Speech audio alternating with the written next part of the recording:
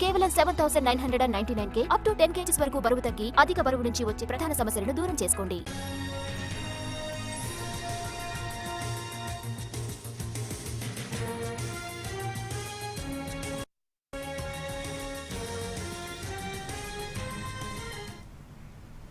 Breaking news. ఢిల్లీలో వాతావరణం ఒక్కసారిగా మారిపోయింది.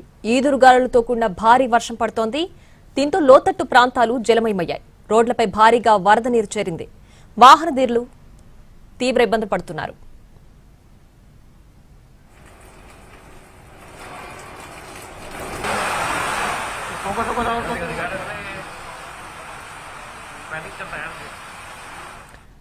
ఢిల్లీలో ఒక్కసారిగా వాతావరణం మారిపోయింది. అక్కడ తీవ్రమైన వర్షం పడుతోంది. దీనికి సంబంధించి పూర్తి డీటెయిల్స్ మా ప్రతినిధి రాజు లైవ్ లో అందించడానికి సిద్ధంగా ఉన్నారు. రాజు, చెప్పండి, ప్రస్తుతం ఢిల్లీలో పరిస్థితి ఏ విధంగా ఉంది? ఎలాంటి హెచ్చరికలు ఏమైనా జారీ చేశారా? లోతట్టు ప్రాంతాల ప్రజల పరిస్థితి ఎలా ఉంది? ఎస్ ప్రియా, దేశ రాజధాని ఢిల్లీలో ఒక్కసారిగా వాతావరణం మొత్తం కూడా మారిపోయింది. వాస్తవానికి నిన్న రాత్రి వరకు కూడా పెద్ద ఎత్తున ఉక్కపోత, అంతేకాదు డే టైంలో ఎండ కూడా తీవ్రంగా కనిపించింది. సో ఉదయం 10 గంటల నుంచి ఈ పరిస్థితి మారింది.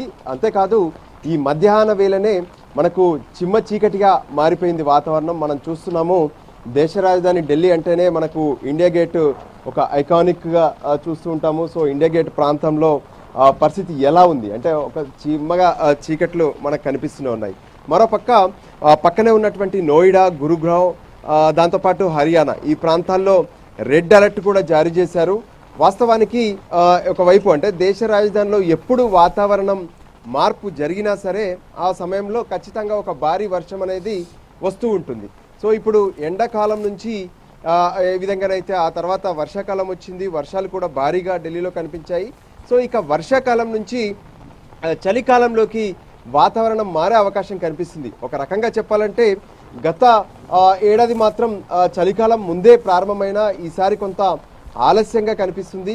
సో మొత్తానికి ఇక ఈ రోజు నుంచి చలి అనేది మొదలు కానున్నట్లే అని ఒకవైపు వాతావరణ విశ్లేషకులు కూడా స్పష్టం చేస్తూనే ఉన్నారు. అయితే ప్రస్తుతం కురుస్తున్నటువంటి భారీ వర్షానికి తోడు ఈదురు గాలులు కూడా మనకు కనిపిస్తున్నాయి. దాంతో ప్రతి ఒక్కరు కూడా అంటే రోడ్లపై వెళ్ళేటటువంటి వాహనదారులు, దాంతోపాటు ఎవరైతే లోతట్టు ప్రాంతాల్లో ఉండేటటువంటి వాళ్ళు, వీళ్ళందరూ కూడా జాగ్రత్తగా ఉండాల్సినటువంటి అవసరం ఉందనే విషయాన్ని ఇప్పటికే అటు ఢిల్లీ ప్రభుత్వంతో పాటు మరోవైపు వాతావరణ శాఖ కూడా పదే పదే హెచ్చరిస్తూనే ఉంది. గతంలో ఏ విధంగానైతే లోతట్టు ప్రాంతాలను టార్గెట్ చేశారు, సో అక్కడ భారీగా వరద రాకుండా మాత్రం ఇప్పటికే దానికి సంబంధించి కొన్ని కీలకంగా కూడా ప్లాన్ చేశారు. అంటే హెవీ మోటార్స్తో లోతట్టు ప్రాంతాల్లో ఉన్నటువంటి నీటిని ఎప్పటికప్పుడు తోడి మరో ప్రాంతానికి తరలించేలా కూడా ప్లాన్ చేశారు. దాంతో రోడ్లపై నీళ్లు నిలవకుండా కొంత జాగ్రత్తలు పడుతూ ఉన్నారు. అయితే ఈ భారీగా పెరుగుతున్నటువంటి